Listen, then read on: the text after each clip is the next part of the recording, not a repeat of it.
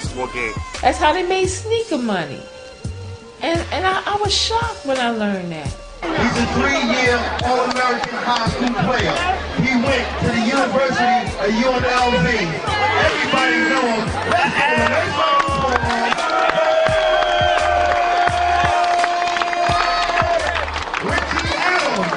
So me and Richie Adams played a lot of games together, you know? Went through the walls together, and Karlton was just coming up. And, you know, we showed him the ropes a little bit, you know? Little Dre, play the baseline down.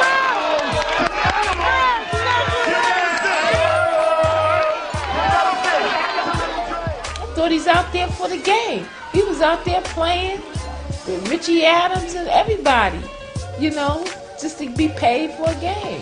He liked that lifestyle. He liked that celebrity of the drug dealer. You know, he was more intrigued with the hustle, you know, with the hustle game than the basketball game. You know, that's what intrigued him more, the streets. I think he thirsts for that more than he thirsts for basketball. So he really got open off that. We talked about the streets like the majority of the time. We talked about the old gangsters and we talked about the new ones that was doing it. And then when he got his lawsuit money, you know, it showed him how to, you know, how money really looked in the lump sum, where you could be able to take cash and go buy your own car, buy gear, buy gators, you know, minks and all that. And she just loved that lifestyle. He have to hide from his mother no more because he got lawsuit money now. You got a choice of getting $1,000 and going to sit in the classroom for a couple hours. Point blank, what you gonna do? Off camera, friends of Hines admit he dealt drugs, but his mother will not believe it. He was never arrested for drugs. He was never arrested for drugs. But he was arrested at the age of 18 for murder. The day of the incident itself, I was in Karlton's mom's house there in the Melrose Projects. The night before, him and his best friend was sitting on the benches, and I saw the person that he killed that night, and he was telling Karlton, "I'll see you later, I'll see you later." Tweety was just drunk at the time. I'm saying, Tweety was my man, you know. Tweety was my man. Karlton left the house at sometime 9, 10 in the morning, and he told us he was going to run upstairs to another friend's apartment to get a pair of sneakers, and he'd be right back down. The niggas like, yo, calling up the block fighting, yo. So niggas ran up the block to make sure she was good. 30 or so minutes went by, and we began to wonder where he was. I know that my friend, Mr. Muhammad, he came by. He didn't know how to tell me. He came by the window, and he just stood there on the grass, and he said, "Teresa, Karlton's in trouble." I said, "For what?" He just went to the store. A neighborhood man pulled a knife, and Hines swept him across the throat with a broken beer bottle. You know, the dude came at him. Karlton reacted, man. Karlton hit him, you know, in the neck with the, you know, with the bottle. Tweety ducked, and it caught him on the main artery. Tweety ran when Karlton cut him. He ran and fell out. You seen the kid tweet on the floor and shit. Like he was holding his neck. He wasn't dead yet, but mad blood coming out his neck and shit. Shortly thereafter, police arrived. I was confused. I didn't know what had gone on. They hauled Tweety away in an ambulance. Karlton cried. He hid out for 11 days. He cried like hell. You know what I'm saying? Because he knew what he did was wrong. Now he's on the run.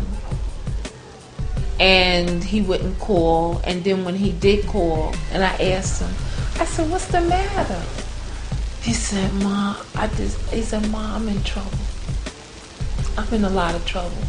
So I said, "Well, what kind of trouble?" He said, "Don't. I said, then when he did like, "Don't ask me." I said, "What kind of trouble? Just tell me what's wrong." He said, "I did something wrong, Mom. I did." He said, "I made a mistake." And I said, "What mistake did you make?" I said, "I can't help you if you don't talk to me." He said, "Mom, don't worry about it." He replied that that his brothers should get me out of the city, and that was sort of it, and that we should monitor the status of Tweety's being. I don't think he knew he killed him until like people came telling him that he was dead. And we found a doctor that said that he had died. He was dead on arrival.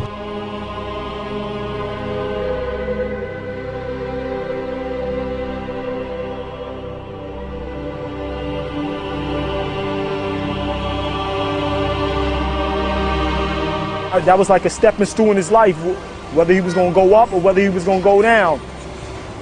Within itself, he went up in the streets, you know what I'm saying? But far as legitimate playing ball, he went down because he marked his life. He scarred his life with that, you know what I'm saying? It's an old saying, you know what I mean? When you do shit like that, it will come back to you. You know what I mean? It will come back to you. The streets is like, it's like poison ivy. Once you get touched, you just get a rash. And he got touched by the streets. We was already trapped. We was trapped in the game. Once you're trapped in the game, it's hard to get out. And it was crazy, you know what I'm saying? It was like a convulsion. He was going through convulsions with the street in himself. They was pulling. He wanted to play ball and he wanted to be in the streets. He wanted to get money and he wanted to play ball. And it was like a revolution within itself. And the streets won. C got his hands on something, God. Once C got his hands on that, it was over. You know what I'm saying? It was off to the races. You know what I'm saying? He sat on the crate every day from 7 in the morning to 10 at night. Every day, 7 days a week. Came out, did the same thing for about a month or two. When he transferred over to the streets, it was the same attitude, the same ambition to make something happen out of nothing. And C was doing what he knew what it took to get that money.